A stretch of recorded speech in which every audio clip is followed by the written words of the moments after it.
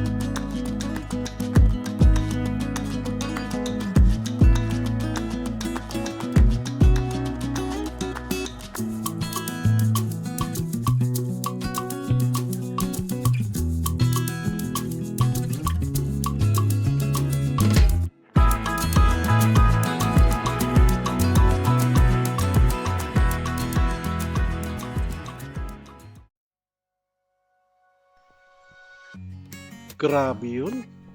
Ganda pala sa Di Pavilion Farm and Resort. Lalo pag nasa aerial view po tayo. Kitang-kita po yung sa pinaka-top view niya. Next time pupuntahan po natin yan. Lalagyan natin separate vlog po yan. Nasa po tayo? Laur. Biro mo, isang stop lang. Sa loob na agad. Hindi no. Hindi. Fast forward na po tayo kasi yung lugar naman po halos pareho lang din. Bukid, kabundukan. Ayan po, Gabaldon. Pag nag-right side po tayo, Port Magsaysay. Yung Port Magsaysay po, ano po yan? Kampo po ng mga sundalo. Yan. May kamag-anak po kami dyan sa Port Magsaysay. Mga lahi po kasi namin po, mga sundalo. Lolo ko sundalo, papa ko sundalo, mama ko, anak ng sundalo. Pero hindi po tayo pupunta dyan.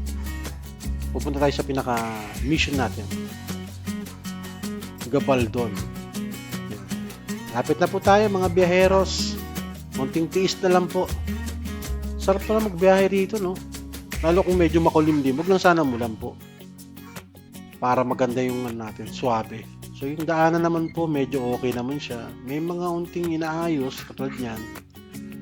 Ingat lang po tayo dito, kaya pag nandito na po kayo, huwag niyong madaliin. Namnamin nyo at damdamin. Namnamin nyo po yung mga, especially yung hangin dito, sariwang hangin. Lalo yung kagandahan ng kabundukan. Ito yung mga likha ng ating Diyos na regalo niya sa ating mga anak niya. Talagang ma-amaze ka po sa lugar na to. Actually, first time ko po pumunta rito sa Gabaldon. Yan, nakita ko sa pag dinerecho po natin to papuntang Dingalan, Aurora na. Siguro next time po punta natin yung Dingalan, Aurora. Yan. Kaso nga lang mahangin daw dun sa pinaka overlooking eh. Kaya medyo mahirapan tayo magpalipad, nakakatakot kasi eh. Baka hindi kayanan ng saranggola natin. Lalo pag malakas yung hangin. Pero subukan natin next time. Magkakaroon po tayong separate video doon. Lagyan natin sariling vlog po tayo doon. Unting taste lang mga beros. Malapit na po tayo. Hindi no? Ito na po. Bibilang po ko ng 3. 1, 2, 3. Yan. Hindi no?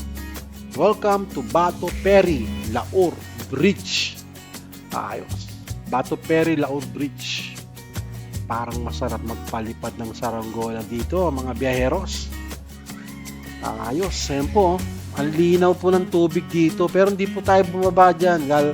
Magkakaroon din po tayo ng sariling beach dyan. Separate po.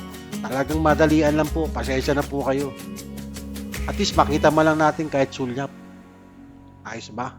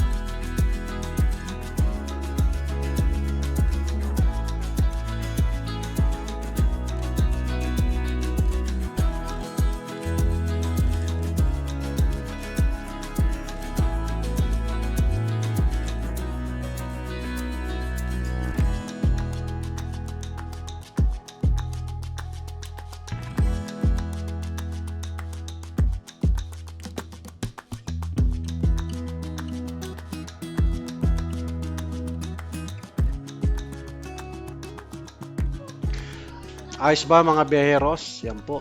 Ganda ng tanawin, no? Yan. Papunta po tayo ngayon after dito sa Laur. Actually, part pa ng Laur tong bridge na to.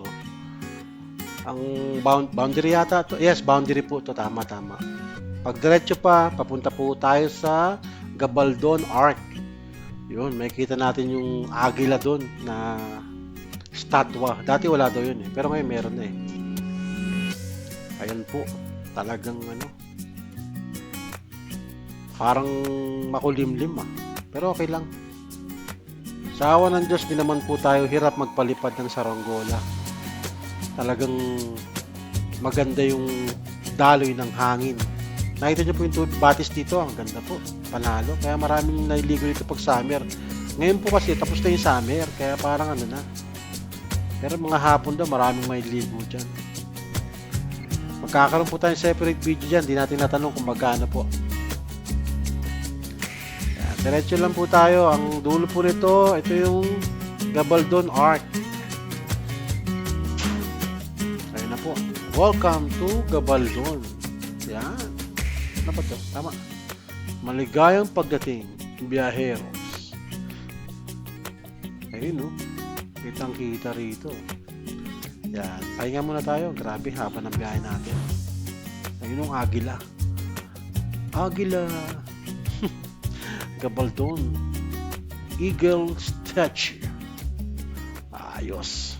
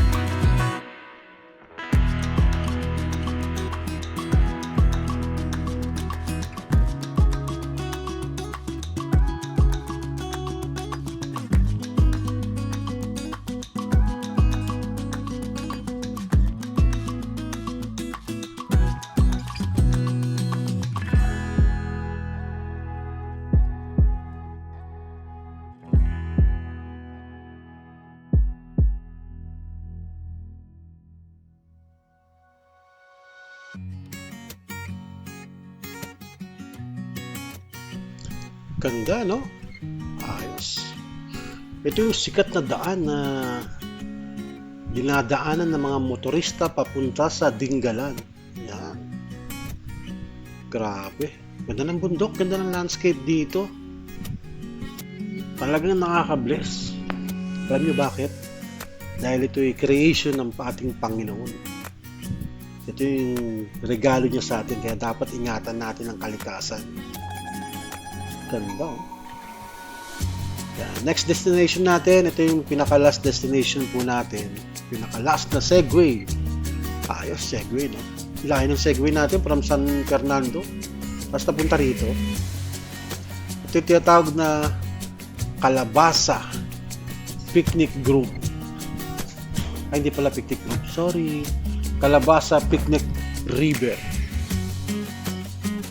Hindi ko na tinanong kung bakit tinawag na kalabasa, pero barangay Kalabasa. Siguro ang taniman nila rito puro kalabasa. Kasi yung bumaba ako dyan sa may sapa papuntang picnic, parang may mga tanim silang kalabasa o katapos lang. Summer yata kasi dito ang pinaka-harvest ng mga kalabasa. Yan. Sa kaliwa ko ay mga bundok, Sierra Madre po yan. Tapos sa kanan ko, ayun naman yung river ng Calabasa. Barangay Calabasa.